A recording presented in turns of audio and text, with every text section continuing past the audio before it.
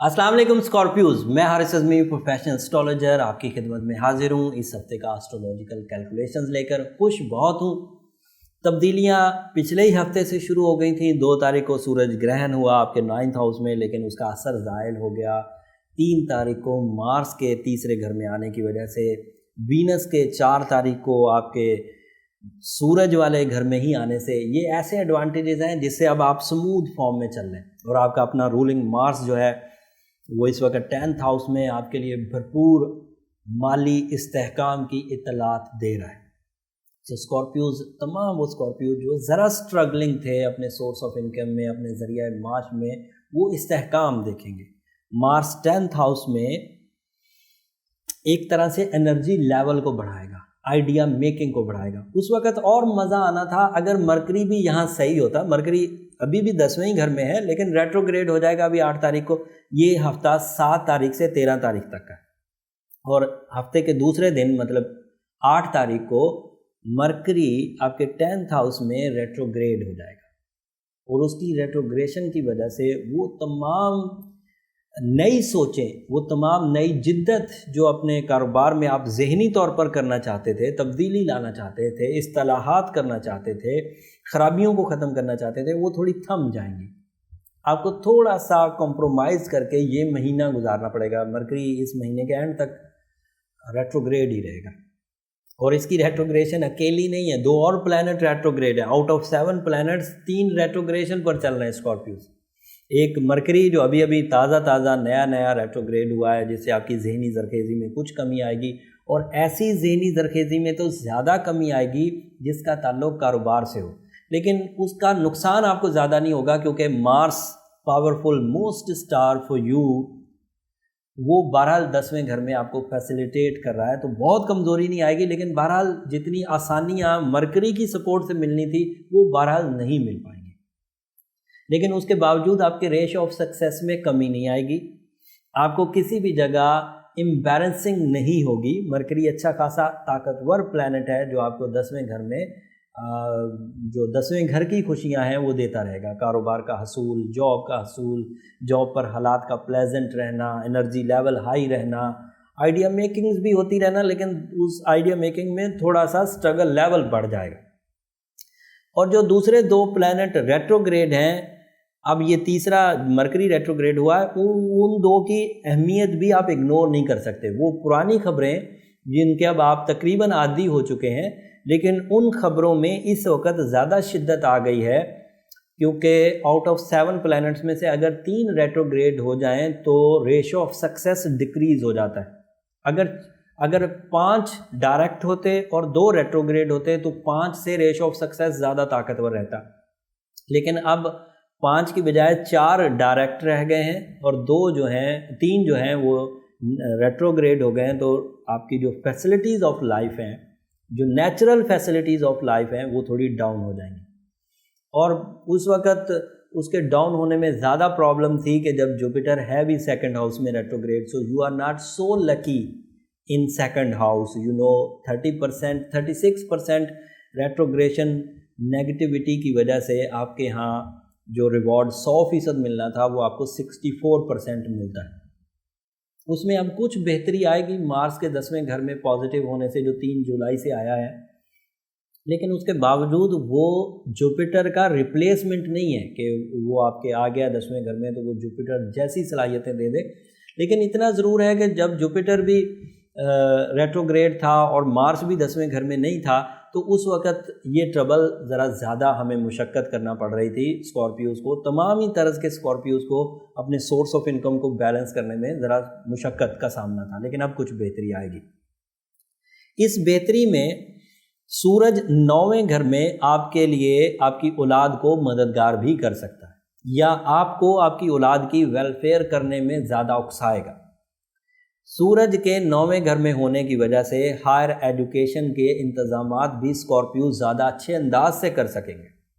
सूरज के 9वें घर में होने की वजह से मजहबी जोश और जज्बे में भी इजाफा होगा। ऑल टाइप ऑफ जोश और जज्बा इंक्रीज़ करेगा, बट 9वां घर मज़हब का घर भी है, इसलिए हम लोग उसको सूरज की वजह से ज़्यादा तक़वियत देते।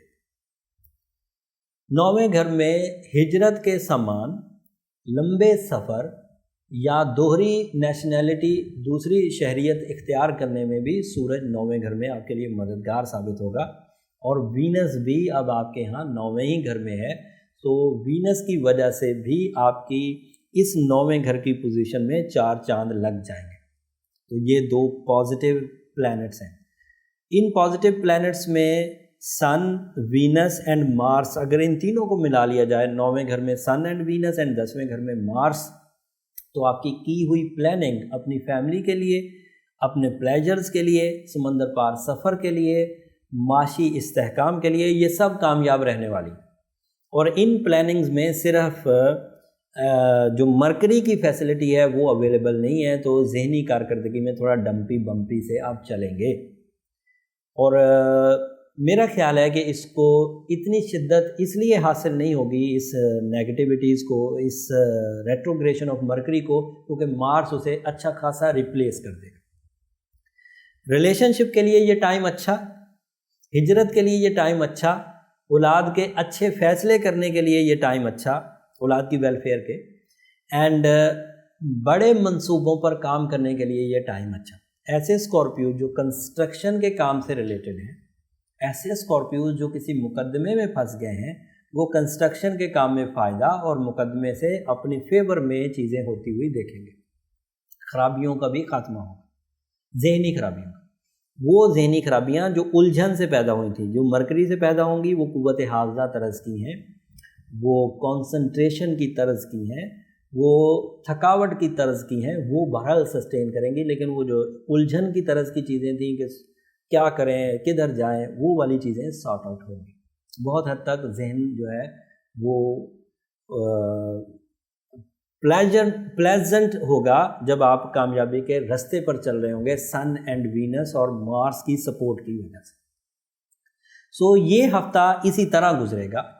پھر اگلے ہفتے 16 تاریخ کو، جو کہ اگلے ہفتے اس کی تفصیل دوں گا، 16 اور 17 کی درمیانی رات کو چاند گرہن ہوگا آپ کے 3rd ہاؤس میں. اس سے عزیز و اقارب کے ساتھ کچھ کمپلیکیشنز پیدا ہو سکتی ہیں، لیکن وہ اگلے ہفتے میں ایگزسٹ کرتی ہیں. ایک الگ ویڈیو بھی گرہن پر بنا دوں گا.